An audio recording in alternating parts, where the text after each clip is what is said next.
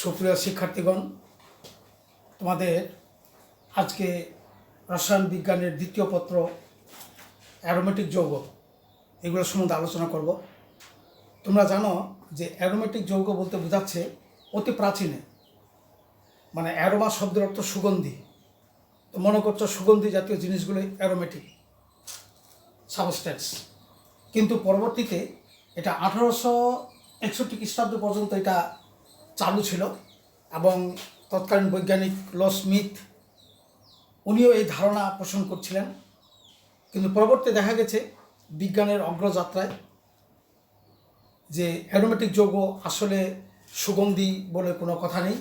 Aromatic যৌগের মধ্যে দুর্গন্ধযুক্ত বস্তু পাওয়া যেতে পারে, রঙিন বস্তু পাওয়া যেতে পারে।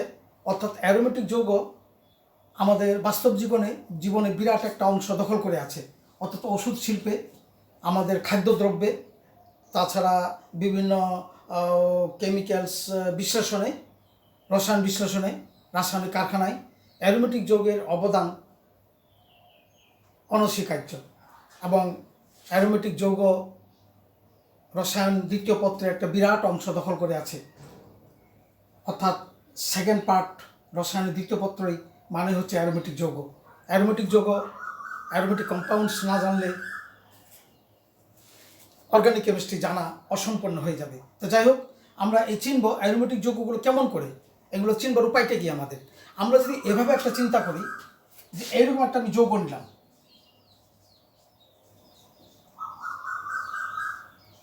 এখানে 4টা CH2, তাহলে 4টা CH2 আর 2টা 6টা, তাহলে এটা হলো হেক্সেন, অর্থাৎ নর্মাল হেক্সেন। এখন এটা শাখাযুক্ত হতে পারে, বদ্ধ শিকলও হতে পারে। যদি বদ্ধ শিকল আমরা এভাবে লিখি,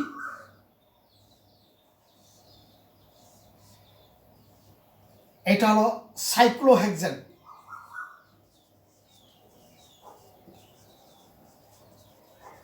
অর্থাৎ বদ্ধ হেক্সেন, অর্থাৎ প্রতিটি কণায় এখানে 2টি করে হাইড্রোজেন আছে, 1টি করে কার্বন। অর্থাৎ কার্বন এখানে 1 2 3 4 5 6, 6টা কার্বন। অর্থাৎ এই প্রান্তের একটা হাইড্রোজেনকে আমরা লুজ করলাম, এই প্রান্তে একটা হাইড্রোজেনকে লুজ করে, অর্থাৎ এটা ওই দুই প্রান্ত একসঙ্গে যুক্ত করে দিয়ে একটা সাইক্লোহেক্সেন হয়ে গেল। এখন এটাকে যদি আমরা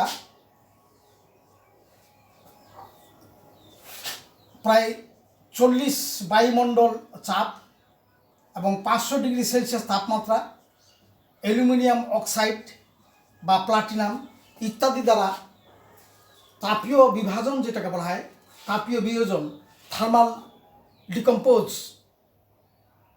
এটা করলে এটা ক্রমান্বয়ে প্রথমে এই ধরনের যৌগ পাবো। এটা হলো সাইক্লোহেক্সিন, সাইক্লোহেক্সিন।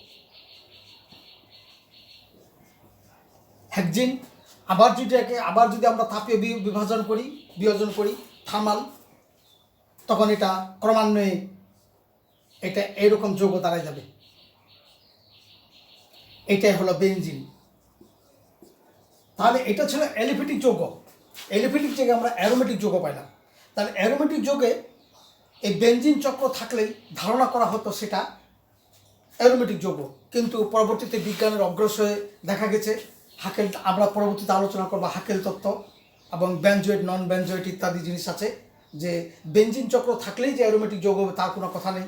হাকেল নামে একজন বৈজ্ঞানিক, উনি আবার একটা তথ্য দিয়েছে, ওনার তথ্যকে অনুসরণ করলে কোনটা অ্যারোমেটিক কোনগুলো অ্যারোমেটিক নয় সেগুলো আমরা অনুধাবন করতে পারবো। যাই হোক, তাহলে আমরা অ্যালিফেটিক থেকে এভাবে আমরা বেনজিন অ্যারোমেটিক যৌগে প্রবেশ করতে পারি।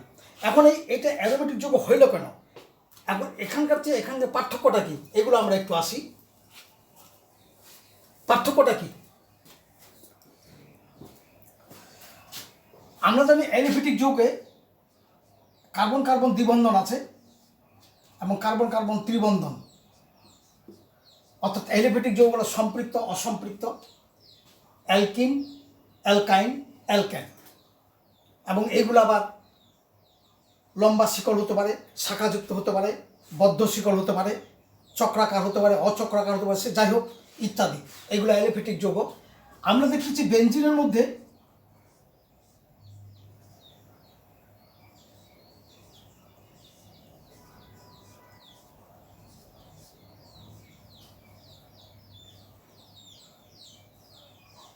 এইভাবে যে গঠনটা আমরা দিই,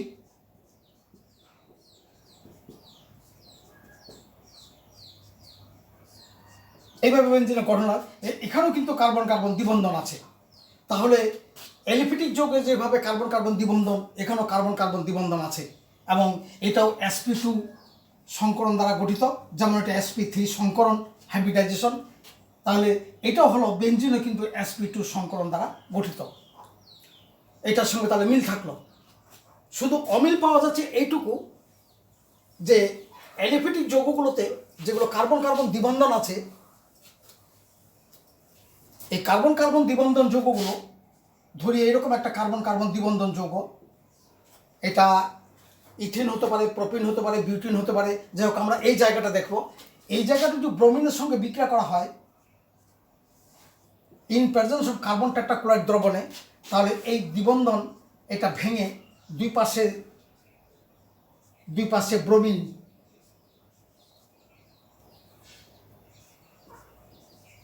দুপাশে দুটা ব্রোমিন লেগে যায়,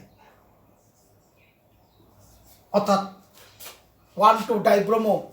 এখন কার্বন দুটা থাকলে হবে ইথিন, তিনটা থাকলে হবে প্রোপেন, তিনটা থাকলে হবে, চারটা থাকলে হবে বিউটেন ইত্যাদি।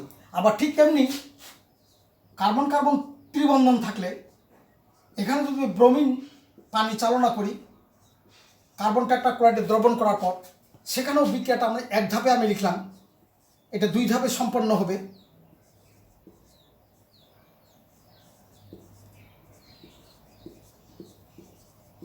তাহলে এটা হচ্ছে 1122 টেট্রাব্রোমো ইথেনও হতে পারে, প্রোপেন হতে পারে, বিউটান হতে পারে, অর্থাৎ কার্বনের সংখ্যার উপরে, অর্থাৎ এটা 1122 টেট্রাব্রোমো। এটার মধ্যে এবার যদি বেঞ্জিনের এই জায়গাটাতে আমরা, যেহেতু এখানে দ্বিবন্ধন আছে, যদি আমরা ব্রোমিন পানি দিই তাহলে কিন্তু এই বিক্রিয়াটা হবে না, অর্থাৎ ব্রোমিন পানিকে বিবন্ন করতে পারবে না। ঠিক তেমনি আমরা যদি এটার মধ্যে যদি আবার পটাশিয়াম পারম্যাঙ্গানেট দিই দ্রবণ, এই পটাশিয়াম পারম্যাঙ্গানেটের দ্রবণকে বিবন্ন করতে পারবে কার্বন কার্বন দ্বিবন্ধন এবং ত্রিবন্ধন, কিন্তু বেঞ্জিনের মধ্যে দ্বিবন্ধন থাকলেও এই গোলাপি বর্ণকে বিবন্ন করতে পারবে না, অর্থাৎ পটাশিয়াম পারম্যাঙ্গানেট জলীয় দ্রবণের যে গোলাপি বর্ণ, এটাকে বিবন্ন এরা করতে পারবে, করতে পারবে না, অর্থাৎ বেয়ার পরীক্ষা, এটাকে বলা হচ্ছে বেয়ার পরীক্ষা, এই বেয়ার পরীক্ষা প্রদর্শন করতে পারবে না। এই হলো পরীক্ষাগতভাবে অ্যালিফেটিক এবং অ্যারোমেটিক যৌগের মধ্যে পার্থক্য। এছাড়াও আমরা গঠনের দিক দিয়ে দেখব এক্স রে, অর্থাৎ রঞ্জন রশ্মি পরীক্ষার মাধ্যমে, এক্স রে এক্সামিনেশনের মাধ্যমে দেখা গেছে যে কার্বন কার্বন এর একক বন্ধনের দৈর্ঘ্য পয়েন্ট এত 154 ন্যানোমিটার, আবার কার্বন কার্বন দ্বিবন্ধন এর বন্ধন দৈর্ঘ্য 134 এত ন্যানোমিটার, কিন্তু বেঞ্জিনের মধ্যে কার্বন কার্বন দ্বিবন্ধন এর দূরত্ব হইল 0.139 ন্যানোমিটার, অর্থাৎ এই দুটোকে গড় করলে এর মান সমান হয়।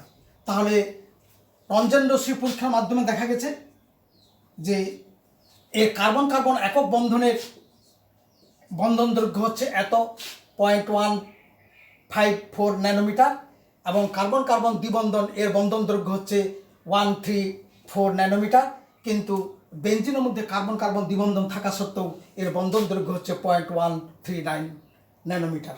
তাহলে এখানেও অ্যালিফেটিক এবং অ্যারোমেটিক যৌগের মধ্যে একটা পার্থক্য দেখা যায়। আবার আমরা যদি তার হাইব্রিডাইজেশন গঠনে চলে যাই, যেহেতু বেঞ্জিন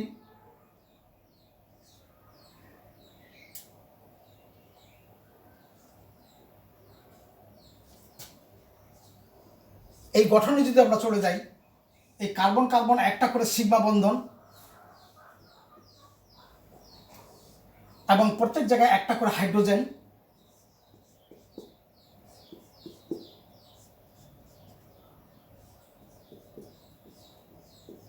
তাহলে তিনটি বন্ধন তার ব্যবহার হয়ে গেছে।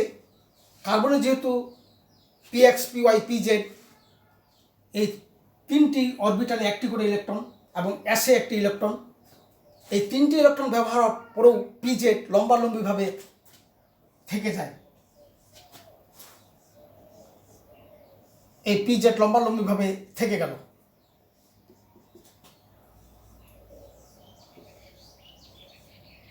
এখন এরা নিজেদের মধ্যে পাই বন্ধন তৈরি করবে।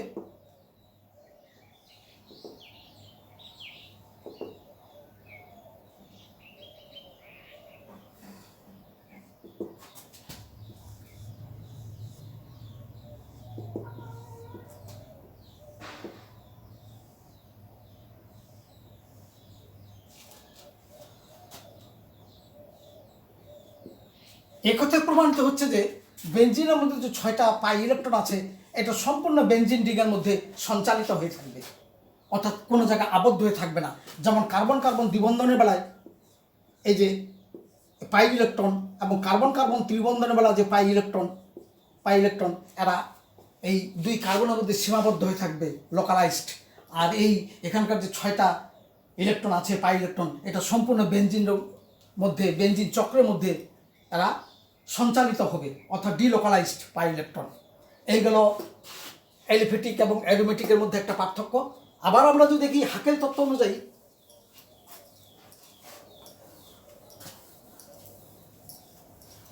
হাকেল তত্ত্বতে বলা হচ্ছে 4n+2 এত সংখ্যক পাই ইলেকট্রন যেগুলোতে আছে এবং যেখানে n এর মান 0, 1, 2, 3 ইত্যাদি পূর্ণ সংখ্যা হয় সেগুলো, অর্থাৎ 4n+2 সংখ্যক পাই ইলেকট্রন থাকলে সেটাকে, এবং সেখানে এত সংখ্যক ইলেকট্রন থাকলেই হবে না, যেমন সেখানে n এর মান যেন 0, 1, 2 ইত্যাদি পূর্ণ হয়। যেমন আমরা দেখি বেঞ্জিনের বেলায়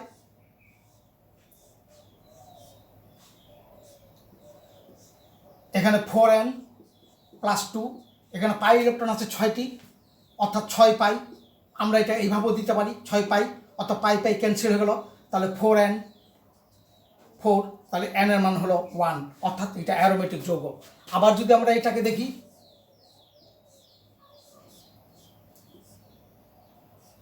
ন্যাপথেলিন,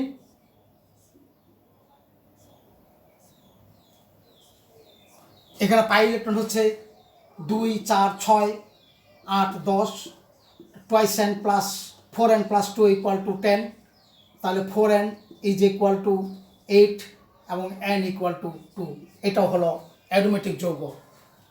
তাহলে আবার যদি আমরা এটাতে দেখি থায়োফিন,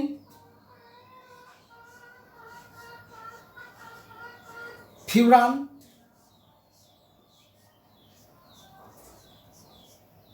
এবং পাইরল ও পিরিডিন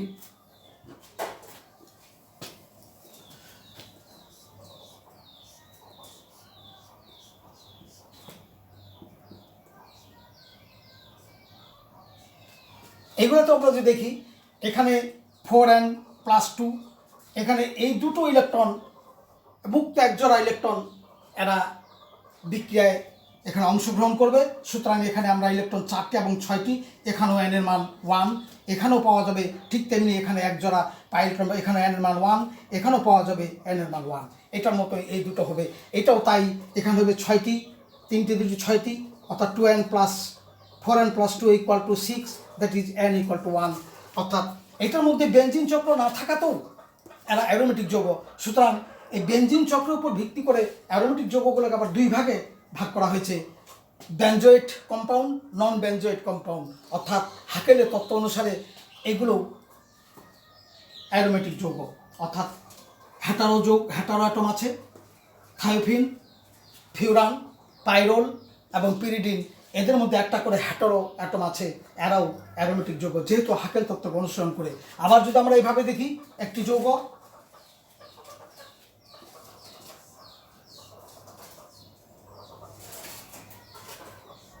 এটা হলো 1, 2, 3, 4, 5, অর্থাৎ 1, 2, 4 প্যান্ট ডাইন। তাহলে এর মধ্যে দেখা যাবে 4n+2 = 4, তাহলে n = 0.5, অর্থাৎ এই যৌগটি অ্যারোমেটিক যৌগ নয়। এমন কতগুলো যৌগ আছে যেগুলো পাই ইলেকট্রন আছে, সেগুলো অ্যান্টি অ্যারোমেটিক যৌগ। তার মধ্যে যেমন বিউটাডাইন, সাইক্লোবিউটাডাইন, সাইক্লোহেক্সাডাইন, এগুলোর মধ্যে সমতলীয় চক্র থাকা সত্ত্বেও এরা আবার হ্যাকেল তত্ত্ব মানে, কিন্তু তবুও এদেরকে অ্যারোমেটিক যৌগ না বলে এদেরকে বলা হচ্ছে অ্যান্টি অ্যারোমেটিক যৌগ। তা যাই হোক, অ্যারোমেটিক যৌগ মূলত আমরা দুই প্রকারে পাবো। একটা হলো বেনজোয়েট অ্যারোমেটিক যৌগ, নন বেনজোয়েট অ্যারোমেটিক যৌগ। এইভাবে অ্যারোমেটিক যৌগ অ্যালোফেটিক যৌগের মধ্যে আরও বড় একটা পার্থক্য হলো, অ্যালোফেটিক অসম্পৃক্ত যৌগগুলো তারা প্রতিস্থাপন বিক্রিয়ায় খুব কম অংশগ্রহণ করে, আর বেনজিন প্রতিস্থাপন বিক্রিয়ায় অংশগ্রহণ করে, যেমন নাইট্রেশন, হ্যালোজেনেশন, সালফোনেশন ইত্যাদি বিক্রিয়ায় অ্যারোমেটিক যৌগগুলো বিক্রিয়ায় অংশগ্রহণ করে, যেমন টলোইন, ফেনল, বেনজালডিহাইড, এগুলো সম্পূর্ণ বেনজোয়েট অ্যারোমেটিক কম্পাউন্ড। এগুলো প্রতিস্থাপন বিক্রিয়ায় অংশগ্রহণ করবে।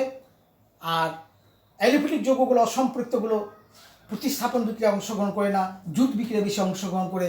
বেনজিন যদিও জুট বিক্রিয়া অংশগ্রহণ করে, তবে সীমিত, যেমন হাইড্রোজেনের সঙ্গে বিক্রিয়া করবে, হ্যালোজেন এবং অজনের সঙ্গে তার বিক্রিয়া আছে।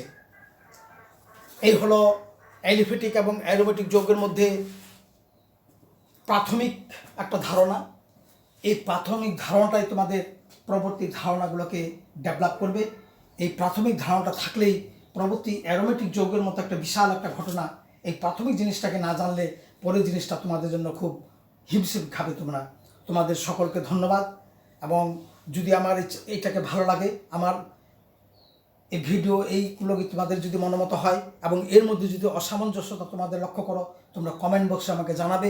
এবং সর্বশেষ তোমাদের কাছে যেটা আহ্বান থাকলো, আমার এই চ্যানেলটাকে তোমরা সাবস্ক্রাইব করবে, তাহলে আমার ভিডিওগুলো তোমরা খুব তাড়াতাড়ি পাবে। এরপরে আমি আলোচনা করব যে অ্যালোফেটিক যৌগের অ্যালকাইন এবং রাসায়নিক বিক্রিয়ার শ্রেণীবিভাগ এবং তার মেকানিজমগুলো। তোমাদের সকলকে ধন্যবাদ।